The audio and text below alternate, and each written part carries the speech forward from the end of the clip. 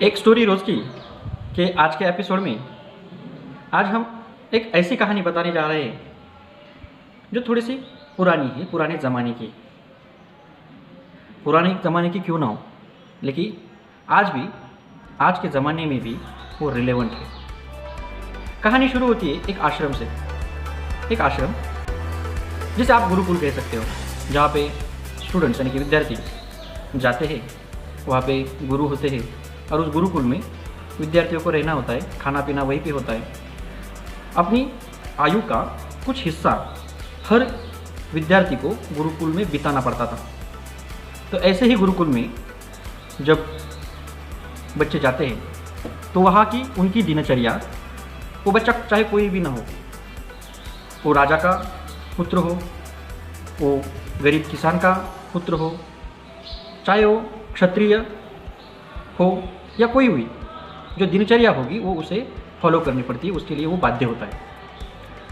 तो हर रोज़ सुबह जल्दी से उठना, आश्रम में गुरुकुल में टर्न वाइज जो काम होते हैं, जैसे कि खाना पकाना, पानी भरना, परिसर की स्वच्छता रखना, ये सारे काम गुरुकुल में इन विद्यार्थियों द्वारा ही किए जाते हैं। उसी प्रकार के संस्कार उनको दिए जाते हैं।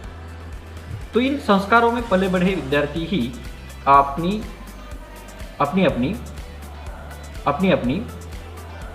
लाइफ में, अपने अपने जीवन में सक्षम होते हैं, सुदृढ़ होते हैं और कुछ करने की, सबको साथ में लेकर जाने की उनकी धारणा होती है। तो ऐसे गुरुकुल की एक कथा मैं आज आपको बताने जा रहा हूँ। हर स्कूल में ये हमेशा होता है कि कुछ बच्चे अपने गुरु के यानी कि शिक्षकों के अति प्रिय होते हैं। निखिल नाम का एक लड़का जो गुरु का बहुत प्रिय था, तो बाकी लोग उसके ऊपर जलते थे। एक दिन हुआ यूँ कि सारे बच्चे शाम के समय गुरु के पास गए और उनके सामने बैठ गए।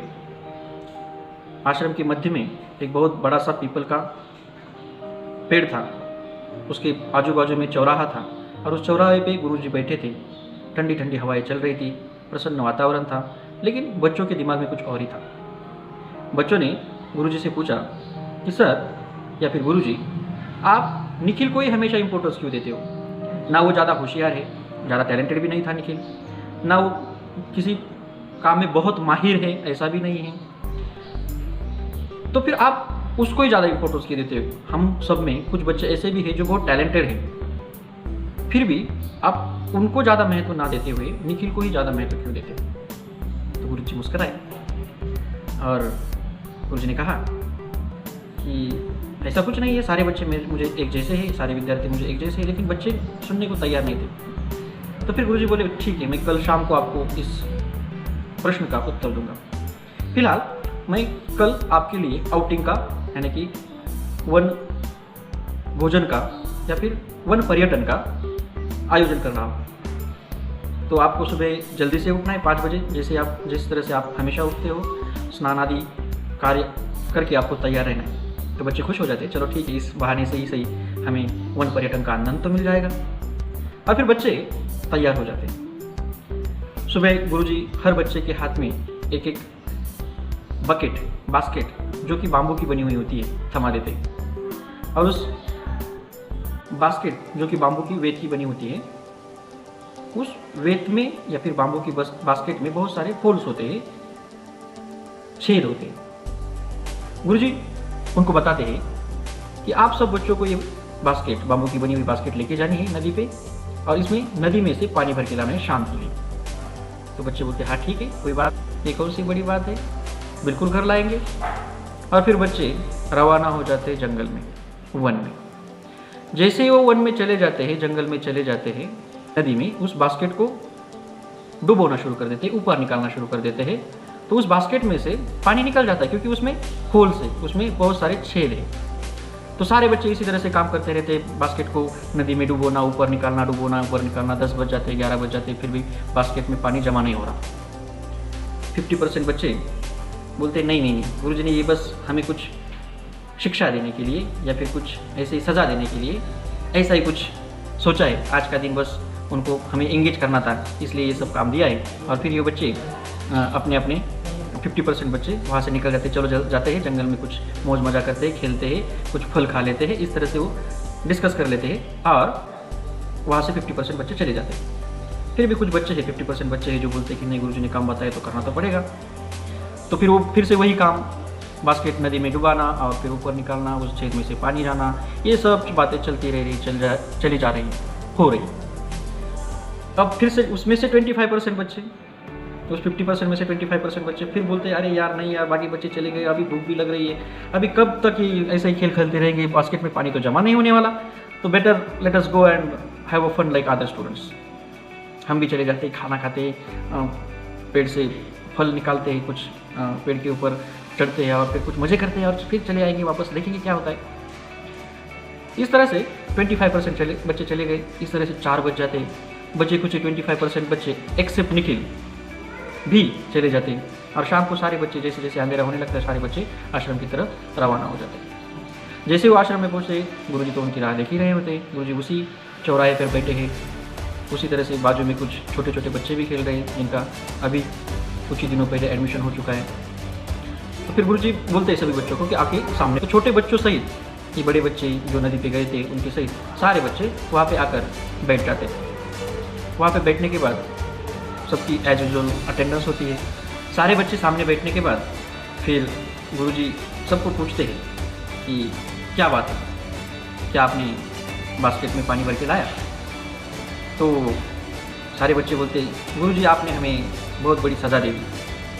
हाउ इट इज़ पॉसिबल, है ना, ये मुमकिन ही नहीं था कि बास्केट में से तो पानी निकल जाएगा, बास्केट में बहुत सारे छेद थे तो उसमें कुछ पानी नहीं आ सकता, तो आपने हमें सज़ा दे दी। हम बहुत ट्राई किए लेकिन वो नहीं हुआ। तो गुरुजी बोले निखिल आया? तो बच्चे इधर उधर देखने लगे तो निखिल कहीं पे भी नहीं था। अब तो अंधेरा भी होने को आया था, शाम का समय हो चुका था, अंधेरा हो रहा था, फिर भी निखिल अभी तक पहुंचा नहीं था। तो गुरुजी बोले चलो ठीक है, अभी निखिल की राह देखते हैं क्या होता है, देखते हैं। फिर थोड़ी देर बाद अंधेरे में धीरे से निखिल आ जाता है। उसके हाथ में वो बास्केट होती है जिसमें पानी भरा हुआ होता है। फिर वो बास्केट लाकर गुरुजी के पास देता है और गुरुजी को बोलता है गुरुजी मैंने बास्केट में पानी भर कर लाया। तो फिर गुरुजी उसको पास में बिठाते और बोलते कि ये फ़र्क है क्यों मुझे निखिल अच्छा लगता है। बच्चे सारे विद्यार्थी मुझे अच्छे ही लगते हैं, लेकिन आप बोलते हो कि आपका विशेष प्रेम है निखिल के ऊपर, तो ये इसीलिए है क्योंकि निखिल गुरुजी के ऊपर श्रद्धा रखता है, गुरुजी के ऊपर विश्वास रखता है। मेरे गुरुजी, मेरे गुरु जो भी बताएंगे वो सही होगा, वो 100% सच होगा। इस तरह का विश्वास, अटूट विश्वास निखिल के मन में मेरे बारे में, जो कि आपके मन में नहीं था, इसलिए मुझे गुरुजी अच्छे लगते हैं। तो आपके दिमाग में सवाल दौड़ रहा होगा मेरे ख्याल से कि ये कैसे हुआ कि उस बास्केट में पानी ठहर गया, उसमें तो बहुत सारे छेद थे। तो इसमें साइंटिफिक प्रिंसिपल ये था जो निखिल ने अच्छी तरह से भाप लिया कि गुरुजी ने बताया, इसका मतलब कुछ ना कुछ तो ज़रूर होगा। बस गुरुजी ने जो बताया वो हमें करते रहना है, अपने आप कुछ ना कुछ जादू हो जाएगा। और वो जादू ये था कि साइंस में ऑस्मोसिस का एक प्रिंसिपल है। ऑस्मोसिस के इस प्रिंसिपल में जैसे ही पानी किसी ड्राई पार्ट में, यानी कि किसी लकड़ी में या फिर बाम्बू में चला जाता है तो उसका स्वेलिंग हो जाता है। और उसका स्वेलिंग होने की वजह से इस बाम्बू की बास्केट में जो बाम्बू के टुकड़े लगे थे उसकी स्वेलिंग होने की वजह से जो छेद थे वो एक रूप हो गए, वो पूरा का पूरा बर्तन बन गया और उसमें पानी ठहरने लगा। और उसकी वजह से निखिल, जो गुरु ने बताया था कि बास्केट बुनी ऊपर निकलनी, ये जो प्रोसेस थी ये निखिल करता रहा और उसकी वजह से ऑस्मोसिस के प्रिंसिपल की वजह से वो बास्केट एक अखंड बास्केट या अखंड पॉट बन गया और उसमें पानी रुक गया और वो पानी लेकर निखिल आया था। तो इस तरह से गुरुजी के ऊपर या फिर अपने टीचर के ऊपर विश्वास रखना या फिर टीचर जो काम देते हैं वो पूरी श्रद्धापूर्वक करना, ये हमारी जिम्मेदारी है। फल आपको अवश्य मिलेगा, ये सीख हमें इस कहानी से मिलती है। इस कहानी का शीर्षक क्या होना चाहिए आप मुझे कमेंट बॉक्स में लिख के भेजिए। मैं शीर्षक के बारे में यहाँ पे बात नहीं करने वाला, देखते हैं कौन इस कहानी को अच्छा शीर्षक दे पाता है। आज के लिए इतना ही। अगर आपको स्टोरी अच्छी लगती है तो लाइक करिए, इस चैनल को अपने दोस्तों के साथ, अपने परिजनों के साथ शेयर करिए और उनको भी सब्सक्राइब करने को बोलिए।